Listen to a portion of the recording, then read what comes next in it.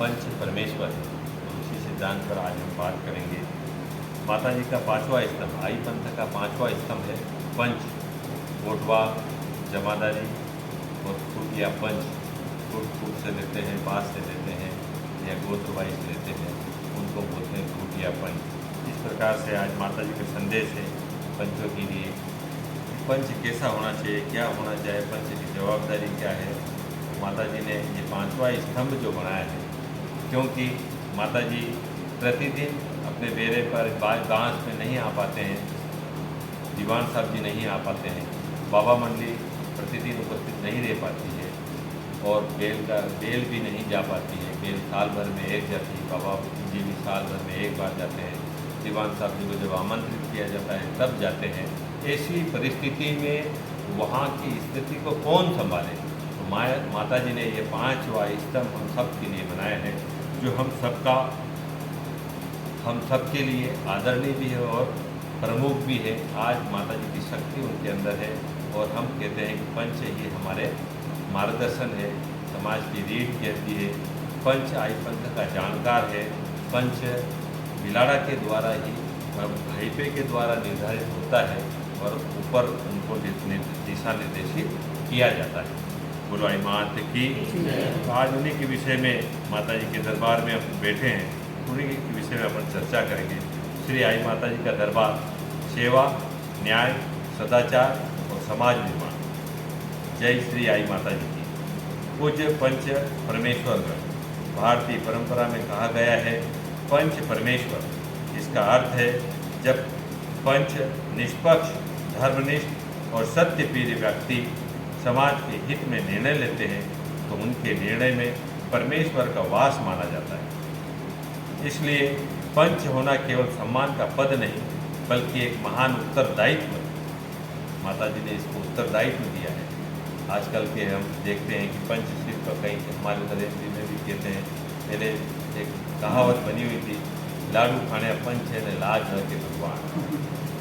चूरमा वाले खाने वाला पंच है ने लाज रखे भगवान।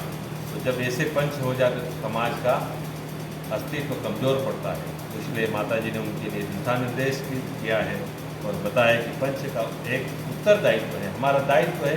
ये समाज हमारे को सौंपा है, इस समाज के लिए हम कुछ करें, ये पंचों का दायित्व रहता है। श्री आई माता जी की शिक्षा हमें बताती है कि जो समाज सत्य, सेवा, प्रेम और सदाचार पर चलता है वही उन्नति करता है।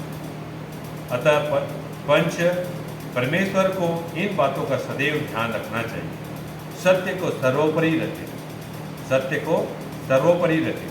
किसी भी निर्णय में पक्षपात, भय, लालच या रिश्तेदारी का प्रभाव नहीं होना चाहिए। सत्य ही धर्म का आधार है। माता जी ने बहुत खुले मन से बता दिया कि पंच यदि पक्षपात करेगा, यदि भय यानी किसी से डर के कारण, लालच यानी स्वार्थ के कारण, या कोई रिश्तेदारी के कारण, या अपने घर परिवार के कारण, या किसी प्रभाव में आकर यदि वह कोई गलत निर्णय लेता है तो वह दोषी माना जाता है और वह माता जी के पाप का भागीदार कहा जाता है। सत्य ही धर्म का आधार है। माता जी ने सत्य को ही धर्म का आधार माना है। दूसरा है न्याय में समानता रखें। माता जी ने कहा है न्याय में समानता रखें। अमीर, गरीब, पराया, अपना, छोटा, बड़ा सभी के साथ समान व्यवहार करें। न्याय तभी न्याय है जब वह निष्पक्ष हो। माता जी ने यहाँ सबके लिए बताया, बड़ा हो या छोटा हो, अपना हो या पराया हो, छोटा हो या बड़ा हो, सभी के लिए समान व्यवहार करने के लिए दिशा निर्देशित किया है। यदि व्यक्ति इस प्रकार से व्यवहार नहीं करता है, छोटे के साथ अलग व्यवहार करता है, बड़े के अमीर के साथ अलग व्यवहार करता है, वह पंच भी पाप का भागीदार होता है और वह माता जी का दोषी कहलाता है। तीसरा है समाज को जोड़े, तोड़े नहीं। महत्वपूर्ण बात बताई है माता जी ने, समाज को जोड़े, जोड़ने का काम करे, तोड़ने का नहीं। पंच का पहला कर्तव्य है विवाद बढ़ाना नहीं, बल्कि प्रेम और संवाद में समाधान करना है। प्रेम और संवाद में समाधान करना है। माता जी ने पंचों को कहा है, पंच आजकल क्या है, पंचों में एकता नहीं, पंचों में संगठन नहीं। पंच जितनी बार बैठेंगे, पंच बार बार बैठेंगे तो पंचों का ज्ञान बढ़ता है। बार बार बैठने से हर कोई समस्या का समाधान निकलता है। आज जब आवश्यकता पड़ती है तभी पंच बैठते हैं, लेकिन हम देखते हैं बूढ़ियों पंचों को देखते हैं, वो कोई भी समस्या होती बैठ जाते हैं। जब तक उस समस्या का समाधान निराकरण नहीं होता तब तक वो भले 1 दिन हो 2 दिन हो उड़ते नहीं थे। ऐसे निर्णय करते थे पंच, तब उनका मान और सम्मान होता था।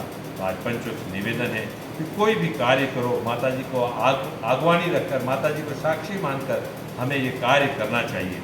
तभी समाज का समाधान भी बढ़ेगा, समाज में आपसी प्रेम बढ़ेगा और समाज के अंदर भाई भाई में प्रेम हो, रिश्तेदारी में प्रेम हो, ये बढ़ता जाएगा।